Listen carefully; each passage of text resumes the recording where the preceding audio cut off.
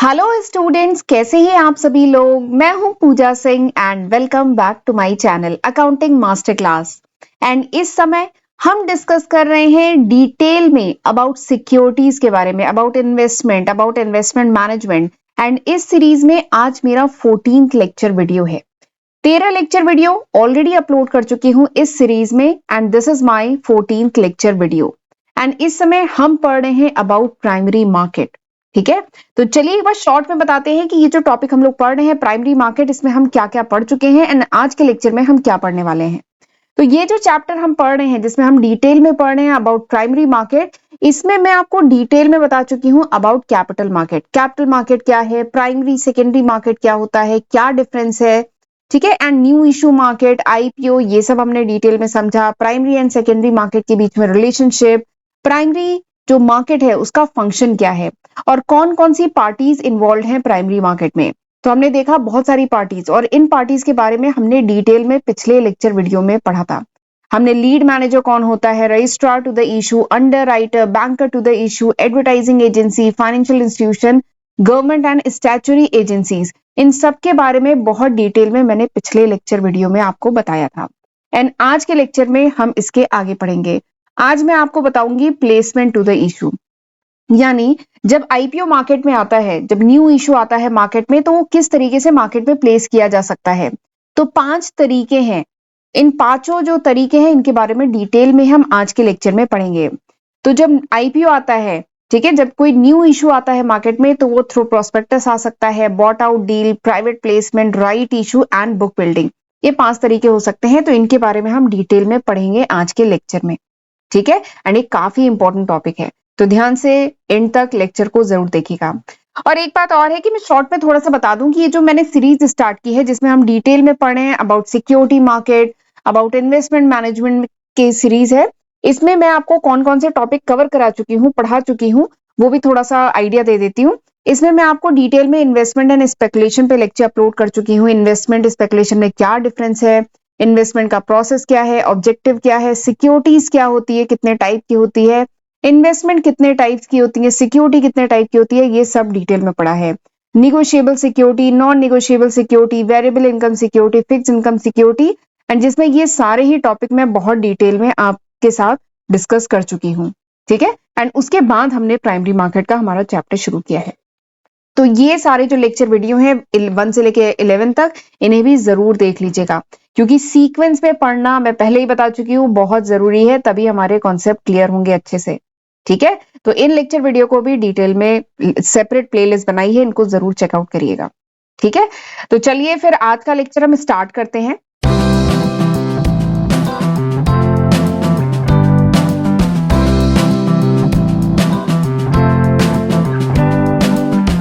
Primary market या कह लीजिए न्यू इशू मार्केट। तो पिछले लेक्चर में बताया था मैंने कि न्यू इशू मार्केट क्या होता है। देखिए नाम से ही समझ में आ रहा है, न्यू इशू का क्या मतलब है कि जब भी कोई शेयर पहली बार आता है, कोई कंपनी अपने जब शेयर पर्टिकुलर शेयर या बॉन्ड पहली बार मार्केट में लॉन्च करती है, ठीक है, तो उसको कहा जाता है न्यू इशू। और कंपनी न्यू इशू कैसे लाती है, through IPO, initial public offer के थ्रू। ये बात समझ में आई। जब भी कोई स्टॉक या बॉन्ड पहली बार मार्केट में आता है तो वो न्यू इशू होता है। उसके बाद आईपीओ के थ्रू मार्केट में पहली बार लॉन्च हुआ, उसके बाद वो जो शेयर है वो जाके कहां लिस्ट हो जाता है, सेकेंडरी मार्केट, स्टॉक एक्सचेंज में जाके लिस्ट हो जाता है। तो हमें कोई शेयर खरीदना है तो एक तरीका हमारे पास ये है कि हम आईपीओ में लगाएं, पैसा लगाएं और हमें शेयर अलॉट हो जाए, एक तरीका ये है। अगर हमें वहां पे अलॉटमेंट नहीं होता है तो हम सेकेंडरी मार्केट से उस शेयर को खरीद सकते हैं। वो शेयर जिस भी स्टॉक एक्सचेंज में जाके लिस्ट होगा, जैसे एनएससी या बीएससी में, नेशनल स्टॉक एक्सचेंज, या बॉम्बे स्टॉक एक्सचेंज में जाके लिस्ट होता है, तो हम वहां से सेकेंडरी मार्केट से भी इसको खरीद सकते हैं, वो भी तरीका है। ठीक है, बट पहली बार तो शेयर आईपीओ के थ्रू आया ना, तो इसीलिए इसको कहा जाता है न्यू इशू मार्केट, यानी ये जो इशू है ये पहली बार आया आईपीओ के थ्रू, तो this is primary market, this is new issue market. ठीक, चाहे कोई न्यू कंपनी हो या कोई ऑलरेडी एग्जिस्टिंग कंपनी हो, दोनों ही न्यू आईपीओ के थ्रू शेयर मार्केट में लॉन्च कर सकती हैं। ठीक है, तो ये तो मैंने आपको बता दिया था कौन सी पार्टीज इन्वॉल्व होती हैं, ये सब भी हम डिस्कस कर चुके थे। आज हम इसके आगे पढ़ते हैं। प्लेसमेंट टू द इशू, यानी जब कोई इशू आता है तो उसका प्लेसमेंट किस किन तरीके से हो सकता है। तो न्यू इशू जो है, ठीक है, आर फ्लोटेड थ्रू, जो न्यू इशू है ये इन 5 तरीकों से फ्लोट हो सकता है मार्केट में। Through prospectus, bought out deal, private placement, right issue and book building. तो ये अब हम एक एक करके पढ़ते हैं। सबसे पहला क्या है? Through prospectus. सबसे पहला जो तरीका है, सबसे पहला जो वे है जिससे न्यू इशू आता है, दैट इज थ्रू प्रोस्पेक्टस। तो प्रोस्पेक्टस हम जानते हैं, प्रोस्पेक्टस क्या होता है? एक डॉक्यूमेंट होता है।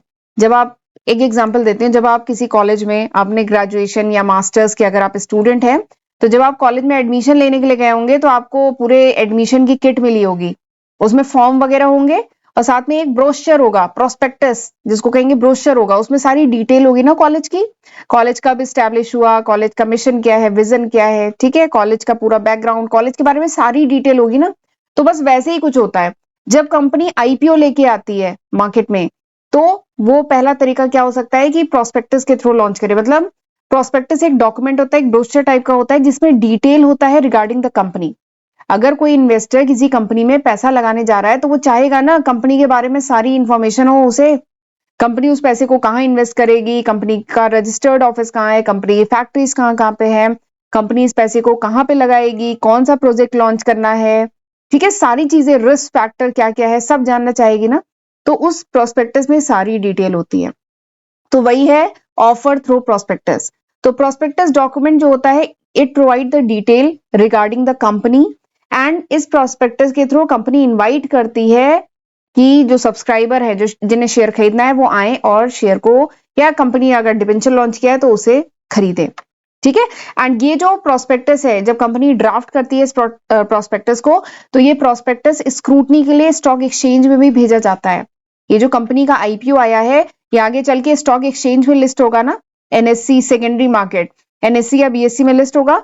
तो इस प्रोस्पेक्टस को कंपनी को स्टॉक एक्सचेंज में भी भेजना होता है, जहां पे कंपनी आगे चल के लिस्ट होगी, और वहां पे स्टॉक एक्सचेंज भी इस प्रोस्पेक्टस को स्क्रूटनाइज करता है, चेक करता है कि सही है कि नहीं है, डिटेल वगैरह बराबर दी है कि नहीं है, जो जो इन्फॉर्मेशन कंपनी को देनी थी वो दी है कि नहीं दी है, और अगर कुछ मॉडिफिकेशन की जरूरत होती है तो स्टॉक एक्सचेंज सजेस्ट करता है, ठीक।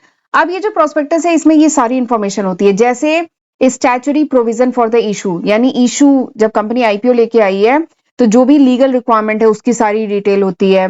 ये जो पब्लिक इशू है, ये कब ओपन हो रहा है, कब क्लोज हो रहा है, उसकी डिटेल होती है। जो भी हाईलाइट्स है, रिस्क फैक्टर है, उनकी डिटेल्स होती है, ठीक है। कैपिटल स्ट्रक्चर क्या है कंपनी का, कंपनी का कैपिटल स्ट्रक्चर क्या है, या आगे चल के क्या प्रपोज है, वो सब की डिटेल होती है। बोर्ड ऑफ डायरेक्टर कौन से है, रजिस्टर्ड ऑफिस कहाँ है, ब्रोकर टू द इशू क्या है, एंड डिस्क्रिप्शन, इस इशू के बारे में सारी डिटेल, जैसे प्राइस बैंड क्या है।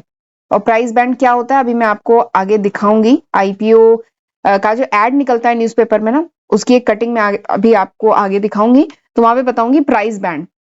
एक प्राइस बैंड होता है, प्राइस बैंड क्या है, एक बार में कितने आईपीओ, कितने शेयर्स के लिए खरीद सकते हैं, लॉट साइज क्या है, ये सारी डिटेल कह लीजिए उसमें रहती है। कॉस्ट क्या है प्रोजेक्ट का, प्रोजेक्ट की अप्रोक्सीमेट अर्निंग क्या है, सारी डिटेल, ठीक है। एंड ये जो प्रोस्पेक्टस है, कंपनी स्टॉक एक्सचेंज को बांटती है, जो भी ब्रोकर्स हैं, जो भी अंडर राइटर हैं, जो भी कलेक्टिंग ब्रांच है बैंक्स की, लीड मैनेजर है, उन सबको इस प्रोस्पेक्टस की कॉपी बांटी जाती है, ठीक है। तो ये पहला वे हुआ प्लेसमेंट ऑफ इशू का, that is offer through prospectus, ठीक है, समझ में आ गया। चलिए अगला देखते हैं, प्राइवेट प्लेसमेंट। नेक्स्ट जो है दैट इज प्राइवेट प्लेसमेंट। नाम से ही समझ में आ रहा है प्राइवेट, प्राइवेट प्लेसमेंट का क्या मतलब है, प्राइवेट, देखिए नाम क्या है, प्राइवेट प्लेसमेंट, यानी ये पब्लिकली नहीं दिया जा रहा है, ठीक है। नाम क्या है, प्राइवेट प्लेसमेंट, इसका मतलब क्या है, ये जो कंपनी, ये जो मेथड है, इसमें कंपनी पब्लिक को नहीं दे रही है, ओपन मार्केट में पब्लिक को शेयर ऑफर नहीं करती है। यहाँ पे क्या होता है, कुछ प्री सिलेक्टेड इन्वेस्टर्स होते हैं, यानी पहले से सिलेक्ट किए हुए कुछ इन्वेस्टर्स हैं, कुछ इंस्टीट्यूशंस हैं, कंपनी उनको सारे शेयर्स या बॉन्ड सेल करती है, इसी को कहा जाता है प्राइवेट प्लेसमेंट। लेकिन नाम क्या है, प्राइवेट, प्राइवेट मतलब पब्लिक नहीं रहेगा, यानी पब्लिक के लिए अवेलेबल नहीं है, ये प्राइवेटली कुछ जो प्री सिलेक्टेड इन्वेस्टर्स हैं या इंस्टीट्यूशन है, उनको कंपनी अपने कंपनी के शेयर या बॉन्ड दे रही है, सेल कर रही है, तो that is called private placement. देखिए मैंने यहाँ पे लिखा है, प्राइवेट प्लेसमेंट में क्या होता है, सेल ऑफ स्टॉक या bond to pre selected investor, यानी पहले से ही सिलेक्ट किए गए हैं कुछ इन्वेस्टर्स या कुछ इंस्टीट्यूशन पहले से ही सिलेक्ट किए गए हैं, उनको दिया जाता है, पब्लिक में ओपन मार्केट में नहीं दिया जाता है। ये क्या है, it is an alternative to IPO, यानी कंपनी आईपीओ न लेके आती है इसमें, यानी इनिशियल पब्लिक ऑफर लेके नहीं आ रही है, ये एक ऑल्टरनेटिव तरीका है मार्केट से फंड रेज करने का। कंपनी को मार्केट से नहीं, कंपनी को फंड रेज करना है तो एक दूसरा तरीका है जिसमें कंपनी कुछ इन्वेस्टर्स, कुछ इंस्टीट्यूशन को ही अपने सारे शेयर बेचती है, पब्लिक को नहीं देती है। तो this is called private placement. देखिए नाम अगर समझ में आ गया प्राइवेट, तो प्राइवेट मतलब कुछ प्राइवेट लोगों को, कुछ प्री सिलेक्टेड लोगों को दे दी जाएंगे, सबको नहीं दिया जाएगा। ये जो इशू है ये किसको दिया जाता है? फाइनेंशियल इंस्टीट्यूशन हुए, कॉर्पोरेट बॉडीज हुई, एचएनआईज हुए। एचएनआई मतलब हाई नेटवर्थ इंडिविजुअल जो होते हैं उनको दिया जाता है, नॉर्मल लोगों को नहीं दिया जाता है। ठीक है। एंड ये जो फाइनेंशियल इंटरमीडियरीज होते हैं, ये फाइनेंशियल इंस्टीट्यूशन या जो कॉर्पोरेट बॉडीज होते हैं, ये परचेज करते हैं शेयर को, एंड बाद में अगर ये चाहें तो ये मतलब इन्वेस्टर्स को सेल कर सकते हैं। ठीक है। और तब तक क्या होगा, शायद शेयर के रेट क्या हो, बढ़ जाए, तो उन्हें एक अच्छा इन्वेस्टमेंट कह लीजिए हो गया। जैसे कंपनी ने क्या हुआ, कुछ इन्वेस्टर्स को, कुछ बड़े बड़े एचएनआई इन्वेस्टर को शेयर बेचे, फिर इन्होंने अपने पास शेयर रखे एक समय तक, फिर शेयर की प्राइस जब बढ़ गई तो इन्होंने मार्केट में, सेकेंडरी मार्केट में शेयर को बेच दिया। तो क्या हुआ, जो डिफरेंस अमाउंट है ये इनका प्रॉफिट हो गया। ठीक है। तो ये प्राइवेट प्लेसमेंट का तरीका भी यूज किया जाता है। प्राइवेट प्लेसमेंट के अगर हम फीचर्स की बात करें तो इसके बहुत इंपॉर्टेंट फीचर है, इसका बहुत कह लीजिए बेनिफिट है प्राइवेट प्लेसमेंट का। सबसे पहला बेनिफिट क्या है, there is no need of underwriting. Last lecture में मैंने बताया था ना, अंडर राइटर्स होते हैं। तो अगर कंपनी प्राइवेट प्लेसमेंट कर रही है तो यानी यहाँ पे अंडर राइटिंग की तो कोई जरूरत ही नहीं है, क्योंकि प्राइवेट प्लेसमेंट ही एक तरीके का क्या है, अंडर राइटर। यहाँ पे कंपनी ने क्या हुआ, अंडर राइटिंग का कोई चांस ही नहीं आएगा। कंपनी ने इन्हीं को ही शेयर सारे बेच दिए, यानी सारे शेयर बिक गए, तो कुछ शेयर बचे ही नहीं कि अंडर राइटर्स की जरूरत पड़े। तो यानी ये जो प्राइवेट प्लेसमेंट जो फाइनेंशियल इंस्टीट्यूशन होते हैं यही अंडर राइटर का रोल प्ले कर रहे हैं। तो यहाँ पे क्या होता है, there is no need of underwriting. ये सबसे पहला इसका स्पेशल फीचर है। दूसरा स्पेशल फीचर है कि जो टर्म ऑफ इशू है, यानी जो कंपनी शेयर इशू करेगी कुछ प्राइवेट प्लेसमेंट में, फाइनेंशियल इंस्टीट्यूशन या एचएनआईज को जो इशू करेगी, तो जो भी टर्म एंड कंडीशन है ये दोनों के बीच में निगोशिएट होता है। इशूइंग कंपनी और ये जो इंटरमीडियरीज जो खरीद रहे हैं शेयर, इनके बीच में टर्म ऑफ इशू निगोशिएट होता है कि कितने में बेचा जाएगा, कितने लॉट साइज होगी, ये सब। ठीक। एंड मोस्टली जो प्राइवेट प्लेसमेंट में जो सिक्योरिटी बेची जाती है ये फाइनेंशियल इंस्टीट्यूशन को बेची जाती है, जैसे हुआ आपका यूटीआई, जैसे हुआ म्यूचुअल फंड, जैसे हुआ इंश्योरेंस कंपनी, जैसे हुआ merchant banking subsidiary of commercial bank. जो कॉमर्शियल बैंक है उनके जो मर्चेंट बैंकिंग सब्सिडरी होती है वो सब होती है बड़ी बड़ी ऑर्गेनाइजेशन, बड़े बड़े फाइनेंशियल इंस्टीट्यूशन जो कंपनी से डायरेक्टली मतलब शेयर खरीदते हैं, कंपनी डायरेक्टली इनको बेच देती है शेयर।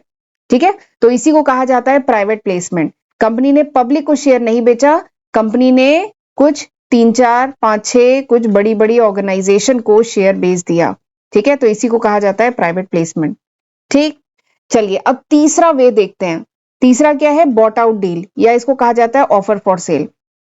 तो ये क्या होता है, तो बात बताऊं, ये जो बॉट आउट डील और प्राइवेट प्लेसमेंट में बहुत ज्यादा अंतर नहीं है। ये जो बॉट आउट डील है ये बेसिकली वन वेराइटी है private placement of a company. अभी जो मैंने आपको प्राइवेट प्लेसमेंट पढ़ाया था उसी की क्या है, एक वेराइटी है।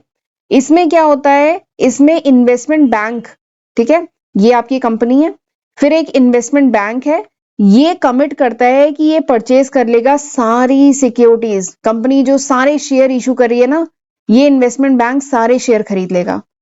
ठीक है। और बॉट आउट डील में क्या होता है, जो इशूअर होता है makes an outright sale of chunk of equity share to a single sponsor या लीड स्पॉन्सर। इसमें क्या होता है, कंपनी अपने सारे शेयर, सारे चंक ऑफ शेयर एक सिंगल स्पॉन्सर या कह लीजिए लीड मैनेजर कहिए चाहे मर्चेंट बैंकर कहिए, इसको बेच देती है। ठीक है। तो कंपनी यहाँ पे क्या कर रही है, यहाँ पे भी कंपनी पब्लिक इशू नहीं करती है, पब्लिक को शेयर नहीं बेचती है, एक इन्वेस्टमेंट बैंकर कह लीजिए या जो लीड स्पॉन्सर है उसको अपने सारे शेयर बेचती है। वही देखिए मैं लिखा है, एग्जिस्टिंग कंपनी ऑफलोड कर देती है part of promoters capital to wholesaler. ये कह लीजिए वो होलसेलर रिटेलर वाला कॉन्सेप्ट पता है ना, तो कह लीजिए ये होलसेलर है, इन्होंने बल्क में इस कंपनी से पूरे शेयर खरीद लिए और कंपनी ने पूरे अपने शेयर ऑफलोड कर लिए, यानी इसको दे दिया, अपना लोड इस पे उतार दिया। सारे शेयर किसको दे दिए, इन्वेस्टमेंट बैंकर को दे दिए, इन्वेस्टमेंट बैंकर को दे दिए। ठीक है, पब्लिक को नहीं दिए। तो यही होता है बॉट आउट डील में। और ये जो स्पॉन्सर है ये कंपनी है और ये जो इन्वेस्टमेंट बैंकर है ये होल्ड करता है शेयर को एक अप्रोप्रिएट डेज के लिए, यानी एक सुटेबल नंबर ऑफ डेज के लिए इसको होल्ड करता है एंड फिर उसके बाद वो पब्लिक में बेच देता है। जो होल्ड पीरियड है वो चाहे 70 दिन का भी हो सकता है या ज्यादा से ज्यादा 1 साल तक का भी हो सकता है। तो कंपनी ने अपने सारे शेयर कहाँ ऑफलोड किए, इस इन्वेस्टमेंट बैंकर को दिए, और इन्वेस्टमेंट बैंकर इसको होल्ड करता है एक लंबे समय तक, 70 दिन से लेके 1 साल तक होल्ड करता है, और उसके बाद इसे ये मार्केट में फ्लोट कर देता है, मार्केट में मतलब बेच देता है।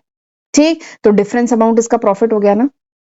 अब एक इंपॉर्टेंट चीज है प्राइस, ये दोनों आपस में निगोशिएट करके प्राइस डिसाइड करते हैं, क्योंकि प्राइस तो इंपॉर्टेंट है ना। ठीक है, एंड ये प्राइस डिसाइड होती है on the basis of viability, gestation period, या जो प्रमोटर है, कंपनी है, उसका बैकग्राउंड, उसका फ्यूचर प्रोजेक्शन, इन सारी बातों को ध्यान में रख करके इन दोनों के बीच में प्राइस डिसाइड होती है कि किस प्राइस पे ये कंपनी अपने शेयर ऑफलोड करेगी इन्वेस्टमेंट बैंकर पे। ठीक है, अब आप ये सोच रहे हैं कि ये कॉन्सेप्ट आया क्यों, इसका क्या फायदा है, ये जो इन्वेस्टमेंट बैंकर है इसका क्या फायदा है, कंपनी का क्या फायदा है। तो देखिए, इन्वेस्टमेंट बैंकर के लिए तो फायदा है, इसके पास पैसे हैं। ठीक है, कंपनी ने पूरे अपने शेयर इसको दे दिए, इसका रिस्क भी है लेकिन फायदा भी तो है। आगे चल के जब कंपनी ग्रो कर जाएगी तो ये 1 साल तक होल्ड करे, उसके बाद मार्केट में इसको बेच दे, तो डिफरेंस अमाउंट इसका प्रॉफिट। तो ये इसका फायदा है। लेकिन कंपनी का क्या फायदा है, आप ये सोच रहे होंगे ना। तो कंपनी के लिए भी बहुत अच्छा है ये concept, bought out deal. Company को क्या फायदा है, इससे कंपनी का टाइम नहीं वेस्ट होता। देखिए, जब भी आईपीओ आते हैं ना, वैसे अब तो मैं बात करूं, पिछले 2-3 साल में आईपीओ का जो प्रोसेस है उसको बहुत फास्ट कर दिया गया है। बहुत फास्ट, मतलब आईपीओ आया, उसका अलॉटमेंट हुआ, और कुछ दिनों में वो आईपीओ स्टॉक एक्सचेंज में लिस्ट हो जाएगा। तो प्रोसेस बहुत फास्ट हो गया। लेकिन बात करें पहले जो था ना, ये जो प्रोसेस था बहुत स्लो था, महीनों लग जाते थे आईपीओ के प्रोसेस में। आईपीओ आने पे प्रमोशन महीनों भर पहले शुरू होता था, तब जाके कहीं आईपीओ सक्सेसफुल होता था। तो यानी फंड रेस करने में बहुत टाइम लग जाता था। ठीक है, आईपीओ जब आता था तो। लेकिन ये जो बॉट आउट डील वाला कॉन्सेप्ट है ना, इससे टाइम नहीं वेस्ट होता। यहाँ पे क्या करना है, बॉट आउट डील में कंपनी को एक सिंगल इन्वेस्टमेंट बैंकर को अपने सारे शेयर बेचने हैं, और ये फिर इसके बदले में कंपनी को शेयर दे देगा। ठीक है, तो यहाँ पे टाइम वेस्ट नहीं हुआ ना। लीड टाइम जिसको कहते हैं, लीड टाइम, पहले जो था बहुत ही लॉन्ग लीड टाइम था, लेकिन अब लीड टाइम क्या है, काफी कम हो गया है। लीड टाइम, ये जो बॉट आउट डील है इसमें लीड टाइम काफी कम हो जाता है, तो ये इसका एक फायदा है।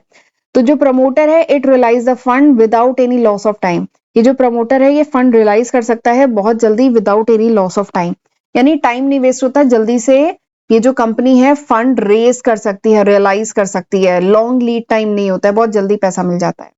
और जो कॉस्ट ऑफ रेजिंग फंड है, जो फंड रेज करने का जो समय लगता है वो भी कम हो गया है, बहुत जल्दी फंड रेज हो जाता है। ठीक है, एंड एक चीज और है, अगर कोई ऐसी कंपनी है जिसको कैपिटल मार्केट का इतना आइडिया नहीं है कि कैसे आईपीओ का एडवर्टाइजमेंट करे, कैसे आईपीओ लेके आए, अगर इसका आइडिया नहीं है, तो ऐसी कंपनी क्या करे, एक इन्वेस्टमेंट बैंकर ढूंढे, उसको अपने शेयर पूरे बेच दे, इन्वेस्टमेंट बैंकर इसको पैसा दे देगा। अब इन्वेस्टमेंट बैंकर की हेडेक है ना कि वो उसे मार्केट में कैसे बेचता है, ठीक है, कैसे सेल करता है, तो ये उसकी हेडेक है। तो ऐसी कंपनी, ऐसे एंटरप्रेन्योर जो कैपिटल मार्केट से बहुत ज्यादा फैमिलियर नहीं है, लेकिन उन्हें प्रोफेशनल नॉलेज अच्छी है, तो उन्हें अगर फंड रेज करना है तो ये एक अच्छा तरीका है। प्लस ऐसी कंपनी जिनका पुराना कोई ट्रैक रिकॉर्ड नहीं है प्रोजेक्ट्स का, ठीक है, और वो अपने शेयर को हायर प्राइस पे बेचना चाहती है, प्रीमियम पे, तो वैसी कंपनी अगर आईपीओ लेके आएंगी तो पब्लिक तो उन पर भरोसा करेगी नहीं, क्योंकि उनका कुछ पुराना ट्रैक रिकॉर्ड ही नहीं है। ठीक, तो ऐसी कंपनीज ये तरीका यूज कर सकती हैं, बॉट आउट डील। तो ये काफी अच्छा वे है। ठीक, चलिए आगे बढ़ते हैं। अच्छा, आगे बढ़ने से पहले मैं अपने first channel accounting master class और मेरा सेकंड चैनल है पूजा सिंह के नाम से, इसके बारे में थोड़ा सा बताना चाहूंगी। ये वो लिस्ट ऑफ सब्जेक्ट है जो मैं आज की तारीख मतलब दिसंबर 2023 तक अपने first channel and second channel पे अपलोड कर चुकी हूँ। एक बार वीडियो को पॉज करके देख लीजिए, ये सारे ही सब्जेक्ट मेरे फर्स्ट एंड सेकंड चैनल पे अपलोडेड है, तो जरूर इसका फायदा उठाइएगा, इसकी हेल्प से पढ़िएगा। इसमें कुछ सब्जेक्ट फर्स्ट चैनल पे है, कुछ सब्जेक्ट सेकंड चैनल पे है, तो मेरे दोनों चैनल को जरूर सब्सक्राइब कर लीजिएगा। और एक बात और है कि ये अभी तक है, दिसंबर 2023 तक, तो जरूर इसका फायदा उठाइएगा। ठीक है, अगर वैसे ये वीडियो अगर कुछ महीने बाद, कुछ साल बाद आप देख रहे हैं, तो होपफुली मैं इसमें काफी न्यू सब्जेक्ट ऐड कर चुकी होंगी, ये अभी तक है। एंड प्लीज वीडियो को लाइक जरूर किया करिए, इससे हमें बहुत मोटिवेशन मिलता है। एंड लेक्चर पसंद आए तो मुझे कमेंट करके बताइएगा, और ये भी बताइएगा कि आप किस कोर्स के हैं, आप किस यूनिवर्सिटी के हैं, किस कोर्स के हैं, थोड़ा ये भी बताया करिए, तो इससे मुझे हेल्प होती है आगे के सब्जेक्ट, आगे के लेक्चर प्लान करने में। एंड इंस्टाग्राम पे भी मुझे जरूर फॉलो कर लीजिए, वहां पे भी मैं अपने चैनल से related update time to time डालती रहती हूँ। एंड अगर नोट्स चाहिए मेरे चैनल के, then you can download my application from Google Play Store. आप गूगल प्ले स्टोर से मेरी एप्लीकेशन डाउनलोड कर सकते हैं, राइट। चलिए आगे बढ़ते हैं। अब मैं आपको बताती हूँ फोर्थ वे जो है, that is right issue. Right issue चौथा तरीका है। तो देखिए राइट मतलब क्या होता है? राइट मतलब होता है अधिकार। राइट मतलब अधिकार, इशू, ठीक है। तो राइट इशू बेसिकली क्या होता है? तो अकॉर्डिंग टू कंपनी एक्ट के अकॉर्डिंग अगर कोई कंपनी और सब्सक्राइब कैपिटल बढ़ाना चाहती है, ठीक है, अगर कोई कंपनी सब्सक्राइब कैपिटल और बढ़ाना चाहती है, पर एक बात होती है, राइट इशू कंपनी कब लेके आ सकती है? After 2 year from date of its formation, यानी कंपनी जब फॉर्म हुई है उसके 2 साल बाद कंपनी लेके आ सकती है राइट इशू, या फिर जब कंपनी ने फर्स्ट अलॉटमेंट किया है उसके 1 साल बाद। ये कंपनी एक्ट में लिखा हुआ है। कंपनी एक्ट में क्या लिखा है कि कंपनी राइट इशू कब लेके आ सकती है? या तो 2 साल बाद from its date of formation, यानी फॉर्मेशन के 2 साल बाद, या फिर जब कंपनी ने फर्स्ट अलॉटमेंट किया था उसके 1 साल बाद कंपनी राइट इशू लेके आ सकती है। राइट मतलब क्या होता है? अधिकार।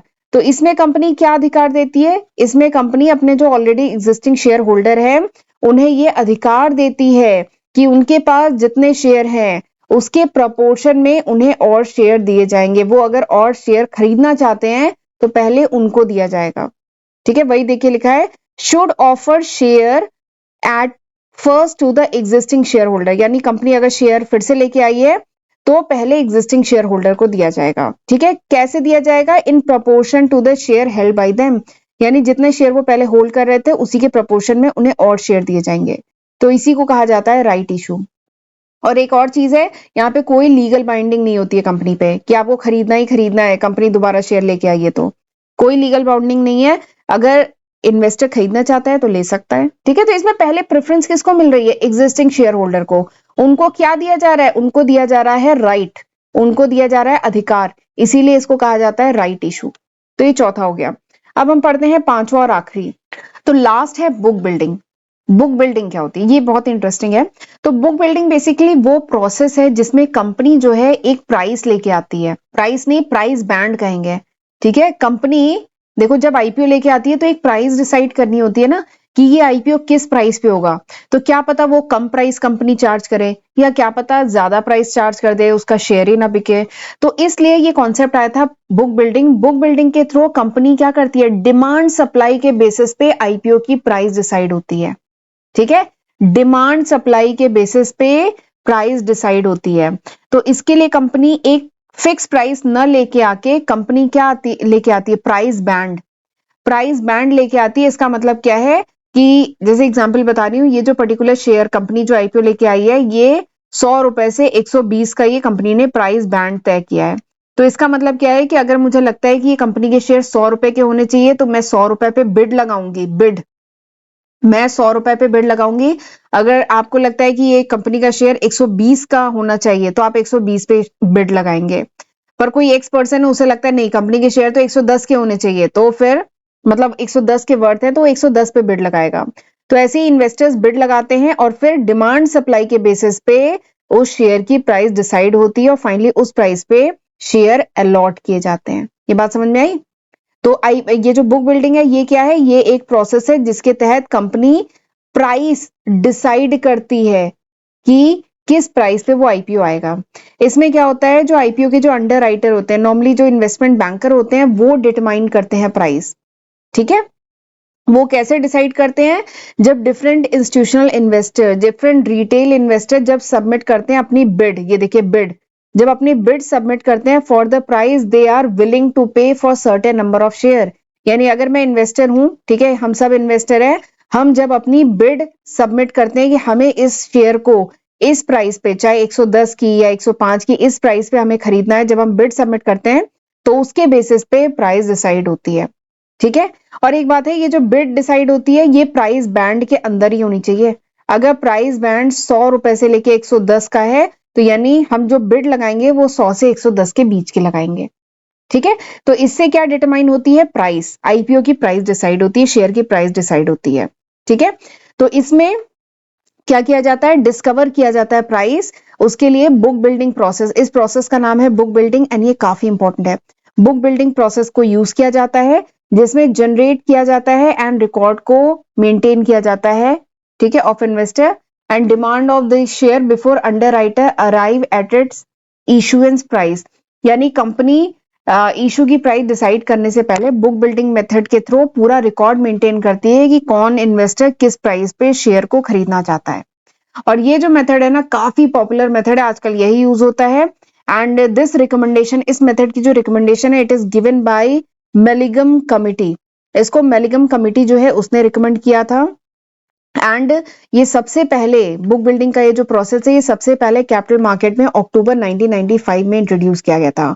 एंड निरमा जो है ये पहली कंपनी है, निरमा सबसे पहली, निरमा का नाम तो सुना होगा ना, वॉशिंग पाउडर निरमा। तो निरमा जो है ये पहली कंपनी है जिसने इस मैकेनिज्म को अडॉप्ट किया था जब वो कंपनी आईपीओ लेके आई थी। तो यहाँ पे डिमांड सप्लाई के बेसिस पे प्राइस डिसाइड होती है। ठीक है, कैसे? देखिए, किसी ने 100 से 120 का प्राइस बैंड है, मैक्सिमम लोगों ने अगर 100 रुपए का बिड लगाया है कि 100 रुपए पे होना चाहिए, तो फिर शायद जो प्राइस है वो 100 रुपए के आसपास तय होगी। बट अगर मैक्सिमम लोगों ने लगाया कि 120 के आसपास होनी चाहिए, तो 120 के आसपास होगी। नहीं तो अगर 105 पे लगाया है या 110 पे लगाया, तो बेसिकली डिमांड सप्लाई। मैंने, मेरे चैनल पे इकोनॉमिक्स की भी प्लेलिस्ट है, तो आपने वहां पे देखा होगा, मैंने ग्राफ में आपको समझाया है कि डिमांड और सप्लाई जिस पॉइंट पे इंटरसेक्ट करते हैं वहां से प्राइस निकल के आती है। तो बस वही कॉन्सेप्ट यहाँ पे डिसाइड किया जाता है, प्राइस उसी कॉन्सेप्ट को यूज करके। तो this is book building. And इसके बाद आपको मैं एक पेपर की कटिंग दिखाती हूँ कि आईपीओ का जो एडवर्टाइजमेंट जो न्यूज़पेपर में आता है ना, वो कुछ ऐसा होता है। जैसे कि आईसीआईसीआई लोम्बार्ड जो जनरल इंश्योरेंस कंपनी है, उसका जो आईपीओ आया है उसकी कुछ कटिंग है, ये उसका स्क्रीनशॉट है। देखिए, ये जो छोटा छोटा लिखा रहता है ना, इसमें सारी कंपनी की डिटेल, कंपनी का विजन, मिशन, सब कुछ कंपनी की सारी डिटेल रहती है। और जो मैं प्राइस बैंड की बात कर रही थी ना, ये देखिए प्राइस बैंड है 651 से 661 का पर इक्विटी शेयर है। इसकी फेस वैल्यू है 10 रुपए। ठीक है, एंड इसकी जो बिड लगा सकते हैं, इसमें लॉट होती है, 22 इक्विटी शेयर की लॉट है। यानी आप 22 शेयर एंड उसके मल्टीपल में ही शेयर खरीद सकते हैं। यानी मैं 22 शेयर खरीद सकती हूँ, 44, 66, 88 ऐसे करके 22 के लॉट में। ठीक है, रिस्क टू द इन्वेस्टर, ये बिड कब ओपन हो रहा है, कब क्लोज हो रहा है, ये सारी डिटेल। फिर इसके बाद ये जो छोटा छोटा है ना, सारी डिटेल कंपनी के बारे में लिखी हुई है यहाँ पे। इसके साथ ही कंपनी के जो इन्वेस्टमेंट बैंकर है वो कौन है, लीड मैनेजर कौन है, अंडरराइटर कौन है, बैंकर टू द इशू कौन है, रजिस्ट्रार कौन है, ये सारी डिटेल, ये कंपनीज के नाम, ये सब यहाँ पे लिखे हैं। कंपनी आगे चल के कहाँ पे लिस्ट होगी, कितनी तारीख को लिस्ट होगी, ये सारी डिटेल, ये यही है प्रोस्पेक्टस, ये सारी डिटेल इसमें लिखी हुई है। ठीक है, तो this is the advertisement of IPO, ये इस तरीके से ऐड किया जाता है आईपीओ का। आई होप आज जो मैंने पढ़ाया है वो आपको समझ में आ गया होगा। अब हम अगले लेक्चर में सेकेंडरी मार्केट के बारे में पढ़ेंगे। ठीक है, तो आज मैंने जितना पढ़ाया है पढ़ के रखिएगा, और प्लीज वीडियो को लाइक कर दिया करिए, बहुत मेहनत से एक एक वीडियो बन रहे हैं। तो चलिए फिर मिलते हैं अगले लेक्चर वीडियो में। अपना ध्यान रखिएगा। God bless you.